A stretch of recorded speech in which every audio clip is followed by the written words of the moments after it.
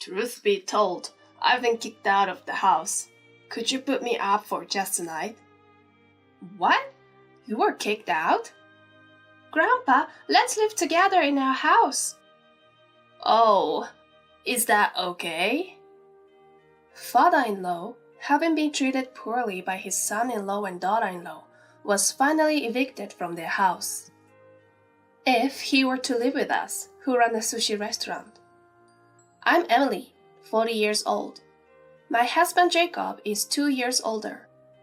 Although Jacob, my high school senior, and I were separated for a while due to work, I thought it might be over. But a few years later, Jacob, who returned to our hometown, proposed, saying he wanted to be together forever. And so, we who got married are doing quite well.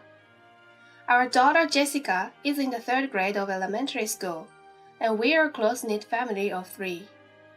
We run a sushi restaurant, which was Jacob's lifelong dream, but it's not going so well, and our recent worry is how to make it prosper more. It's very delicious, and it's not that customers don't come. But there's nothing outstanding about it. It's just very ordinary.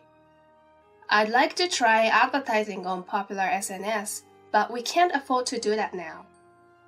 Today, we are visiting the house where my husband's brother and his wife live, but honestly, I was not comfortable with this brother-in-law and his wife. Even now, when my husband offered the sushi rolls that we brought as a souvenir, this happened. Bro, I put in a new pickled ingredient. Try it and let me know what you think. Come on, don't bring me such stuff. I only eat sushi from high-end restaurants. Oh, darling, you shouldn't say such things. It's cruel. We can just let father-in-law eat it. What terrible things they both say. Since their mother-in-law passed away due to illness, their father-in-law has been living here with his son-in-law and daughter-in-law. That's why I occasionally go to see my father-in-law, but each time I visit, I'm bothered by the increasingly rough treatment he receives. Jacob, Emily, thank you. I'll enjoy it later. I'll make some tea now. My father-in-law, who had been playing with my daughter, suddenly came over and said this. Wait a minute, father-in-law. That's expensive tea for guests. Don't use it for the family. Dad, don't be so fussy. Mary told you not to go into the kitchen, right? But you two, your brother's family has come to visit, and you're not even offering tea. I was about to do it. Oh, you're so annoying. It's irritating enough that you're here every day. We are fine without tea. Instead, if you don't mind, brother-in-law and sister-in-law, please try the sushi. I'd love to hear your opinions.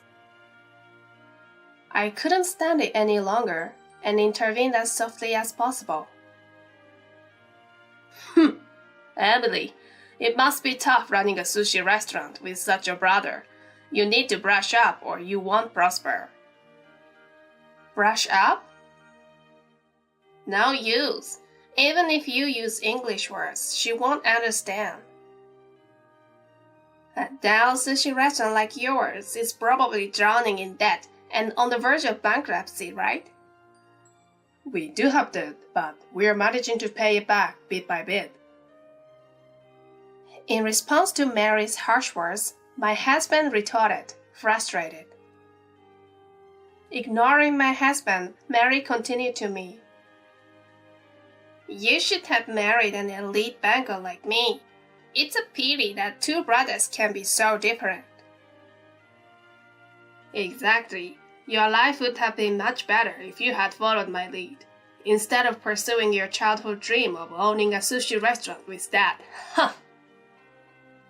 Both of you, stop it! Why do you only say such terrible things? Rarely, my father-in-law raised his voice. However, it seems that Lucas and Mary couldn't forgive my father-in-law for defending us this time. I never thought they would go so far. It happened that night. The intercom rang sometime after 10 when our daughter had gone to bed. Who could it be at this hour? I'll get it. Dad? What's going on? Surprised by my husband's voice, I hurried over. Sorry for showing up at this hour. Actually, I was kicked out of the house. I hate to ask, but could you let me stay just for tonight? What? You were kicked out? Apparently, this happened after we left my brother-in-law's house. Hey, Dad, what was that earlier, defending Jacob and the others?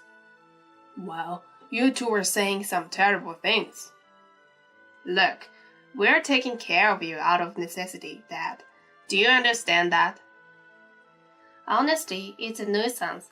We were looking after you in our home because you gave us the down payment for this apartment. But haven't we done enough? Yeah, right. We have let you live this easy life. So that's how you two feel? I offered to cook and clean, but you were the ones who told me not to do anything. Well, we don't want you touching our kitchen and such, haha. Isn't it about time we both moved on? Why don't we send you to your beloved younger son's house? Yeah, that's a good idea, haha. Hearing this story, we are outraged. What the heck? I can't believe it! I've been bothered my brother and sister-in-law's attitude for a while now, but I never thought it could be this bad. I've been feeling this way for a long time too.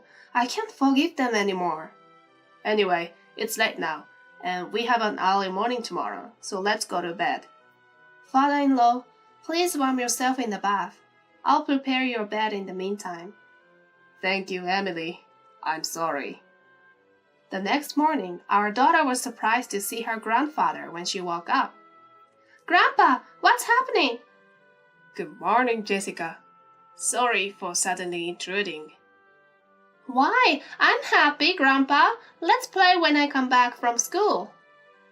Jessica, who has been fond of her grandfather since she was a baby, has always been close to him. Mom, did something happen at Grandpa's house? Eh? Well, kind of. At 9 years old, she's sharp and understands a lot. It's so sad that he always gets bullied at their house. Can't he live with us? Eh? Grandpa, let's live together here. That night, our family unanimously decided to live with John after holding a family meeting. I've been worried about Lucas and Mary, who have always looked down on my father-in-law, but I can't forgive them for treating him so poorly. It's not that we hadn't considered living with my father-in-law before, but I was hesitant to bring it up, wondering how my family would react. To my surprise, Jacob was grateful and excited, and it was Jessica who brought it up, even though I was most worried about how she'd react. Strike while the iron is hot. Jacob proposed to his brother over the phone. To our surprise, both Lucas and Mary were thrilled and didn't even apologize. And so, my father-in-law became a member of our family. After a few days, my father-in-law expressed his wish to work at our sushi restaurant, even if it's just as a replacement for rent. Oh, you don't have to worry about that. I've always loved cooking, and actually, I used to work at the sushi restaurant when I was younger. Really? I didn't know that. That was before Jacob was born. And so, my father-in-law started helping us in the back of our sushi restaurant. Jacob, could I have a moment? I'm thinking this fish might be better with a kelp wrap. Eh? Which one? Also, could you hear me out? I have a few concerns. Perhaps because they are father and son, my father-in-law expressed his thoughts to Jacob one after the other. His advice seemed to be on point, and Jacob agreed, changing the way he prepared several types of sushi. Gradually, the number of customers increased. The number of online reviews increased, and all of them were positive, praising the improved taste and cleaner store. Sales also steadily grew. Thanks to my father-in-law, our sushi restaurant was able to change for the better. My father-in-law wasn't always at the restaurant, so Jessica had less alone time after she came back home, which was a relief, and the two of them seemed to enjoy eating meals and reading books together. However, an incident occurred after about 6 months. Lucas and Mary burst in. "Dad!" "Lucas and Mary too. What's going on?" "We're here to take you back, Dad." "We were so surprised. We were just joking that you actually left." "Exactly. So let's go home now." What is this couple talking about? Jacob and I exchanged glances. No, a joke? And besides, I'm working at this sushi shop, so I can't just return. That's it. Sales have increased since you came to this house. Now it's a famous shop. You have a talent for business, Dad. Business talent? That's not it. So I thought I'd start a sushi shop too. I've already quit my job at the bank, and the shop is opening next week. So come back and lend me a hand. Wait a minute. After driving my father-in-law out and not contacting us once, suddenly asking him to come back is too much to ask. Exactly, Lucas. Stop talking nonsense. What? Are you opposing me? I could easily prevent a small shop like this from receiving bank loans, you know. What? Is that a threat? After all, I could have managed this business much better from the start. Things are good now, but without me, you'll probably start failing again soon. What did you say? Calm down, Emily. My father-in-law admonished me when I instinctively raised my voice. Understood. I'll return. Father-in-law! Dad? Oh, father-in-law, thank goodness. You really prefer our luxury apartment, don't you? All right, let's go. Lucas nodded at us and left. Father-in-law. I'll be all right. With that, he looked at me and Jacob in the eyes, gave a single nod, and left. What? They came to take Grandpa back? That doesn't make any sense. They are definitely going to bully him again. My daughter, who had just returned home and learned about the situation, was furious. That's absolutely correct. It's outrageous for them to demand him back after treating him so poorly, just because our store is doing well now. But I thought I should respect my father-in-law's decision and restrain myself. However, a month later, my father-in-law appeared before us again. I'm back. Father-in-law? What happened? They kicked me out again. What? It's fine. I anticipated this. I thought this would happen. Huh? My husband and I listened to my father-in-law's story. What he had been doing at Lucas' place, I see.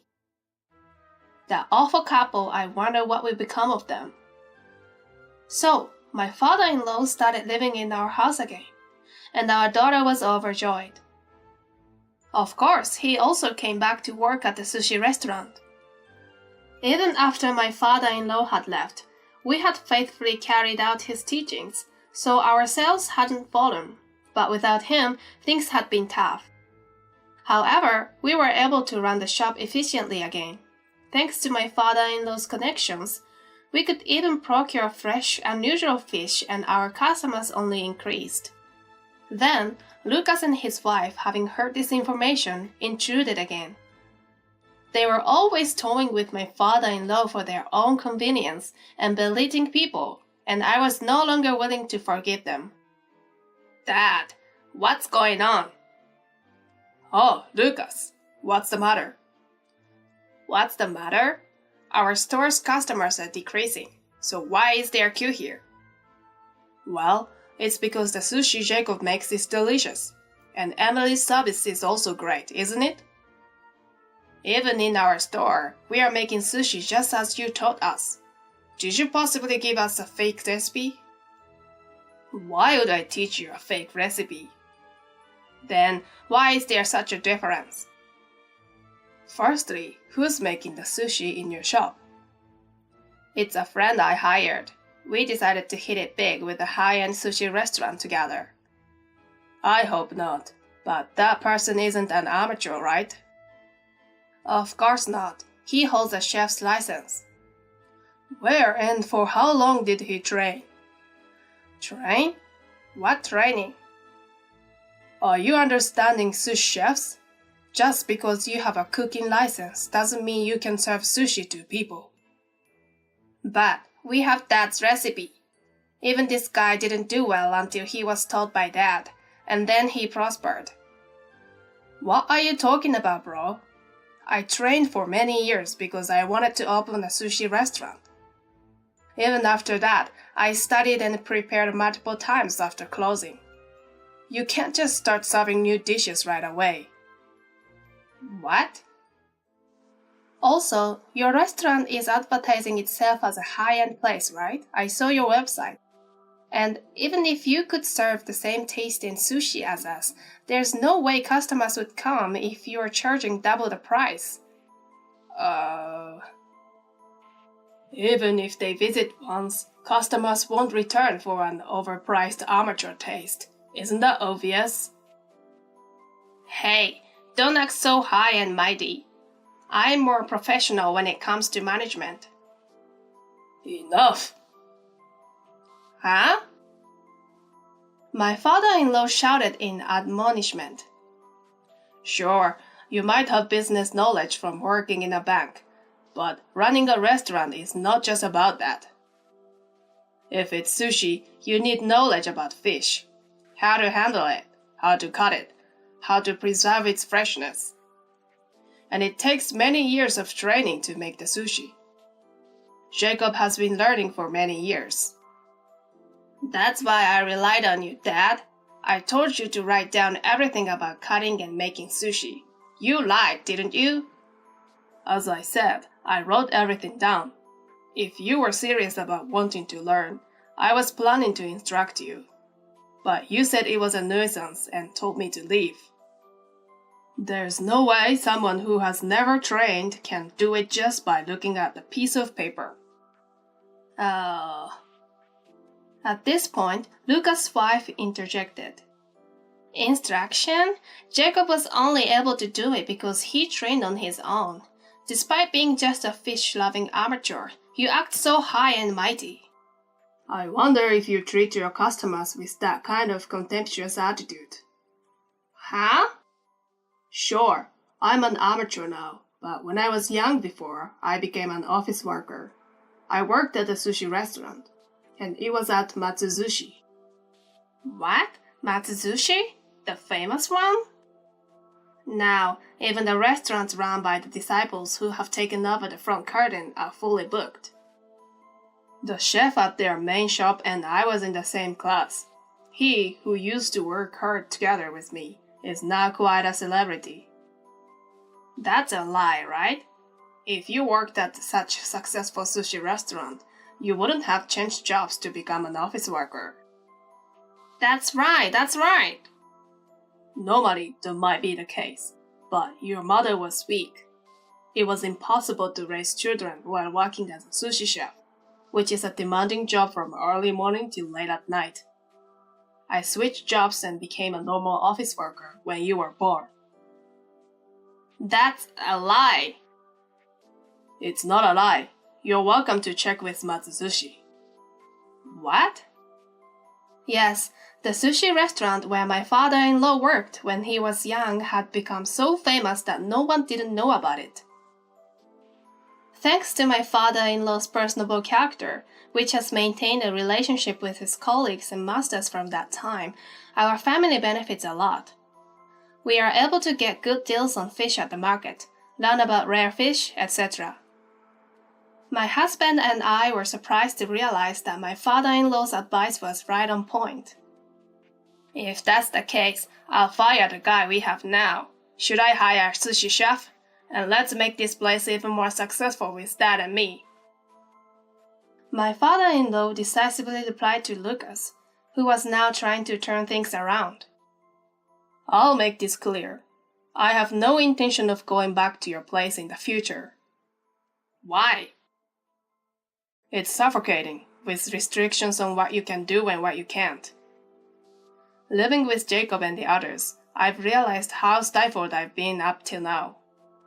I've been constantly criticized, kicked out, and called back at your convenience. We won't kick you out anymore, father-in-law. Mary chimed in with a forced smile and a voice as sweet as honey. Even though you have no desire to live together? Huh? Mary froze with a plastered smile on her face. This time too, you only want to call me back because you think it will make you money, right? Well... Mary was so struck that she couldn't find words to continue. As I said earlier, just having a manual is not enough. You have to take time to refine your skills, and most importantly, sincerity is necessary. You both critically lack that. Dad, I'm sorry for everything until now. Lucas began to grovel at my father-in-law. It was clear that they were a couple who would try to smooth things over with mere words. Brother, we are starting to prepare for the evening shift, so could you leave? Please leave. My husband and I said in succession. Damn you all, don't get carried away. I used to be an elite banker. I'll make sure you can't get loans in the future. At that moment, the shop door opened with a bang. I'm back! Welcome back. Wait, Jessica? I was surprised to see my daughter, who usually comes home from the back of the house, appear from the entrance of the shop. Was that what you call a threat? Huh? My daughter was staring straight at Lucas and Mary. You came to our shop before and raised your voice and said awful things. Even before that, you were always bullying Grandpa at home. What? What nonsense are you spouting, you insolent child? You're just like your low-life parents. Mom, Dad, Amy's dad, who we get along with, is a police officer. I'll consult with him for you. Oh, what? With an unexpected phrase out of the blue, the three of us widened our eyes, while Lucas and Mary turned pale. Amy's dad is a really important person in the police, you know. What? Oh, wait, we are leaving. Whether it was due to my innocent daughter's words, Lucas and Mary bolted out of the shop in a hurry.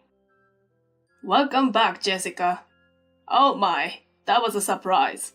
Thank you for helping us out. My father-in-law gazed at our daughter with a surprised yet gentle expression. Hehe. It's true that Amy's dad is a police officer, but whether he's important or not, I don't know. I found myself unable to close my mouth at Jessica's nonchalant response. My husband, my father-in-law, and I exchanged glances, and then all of us burst into laughter. Lucas' shop ended up closing down just 6 months later. He claimed he had quit his job to start the business, but the truth was slightly different. Lucas had been demoted for blaming his mistakes on his subordinates, and it was uncovered. Unhappy with the decision, he left the bank in a huff. That's why when his business didn't go well, there was no one to lend him a hand, and he ended up in huge debt. With a mountain of debt, it was hardly surprising that Lucas and Mary didn't last. There are rumors of a messy divorce. Lucas apparently has been job hunting, but considering how he left his previous job, finding employment again in the banking industry is likely to be difficult. He doesn't have a good reputation, so there's no one willing to help him out. On the other hand, our sushi restaurant continued to thrive. We managed to pay off the rest of our debts as we attracted a steady stream of customers. We have even been featured in town magazines and on TV, and the number of people promoting us on social media has increased, keeping us busy every day. Of course, my father-in-law is helping us out with the restaurant. I never thought I'd have such a purpose in life at this age. Thank you, truly. On our day off, as we all sat eating cake together, my father-in-law said formally, "We are the ones who should be saying thank you." That's right, not just with the restaurant, but with everything at home. Having you here gives us peace of mind. Thank you also for being so kind to Jessica. Grandpa, let's play reversey. I won't lose today. Our daughter, who finished her cake first, called for her grandfather from the living room. We may face many challenges in the future. The restaurant might encounter difficulties, and living together could bring moments of frustration. Life is long, filled with ups and downs. When such times come, let's sit down, face each other, and have a conversation. If we share our thoughts and feelings, we can surely overcome anything. As I watched the smiles on my daughter and my father-in-law's faces, I shared a smile with my husband.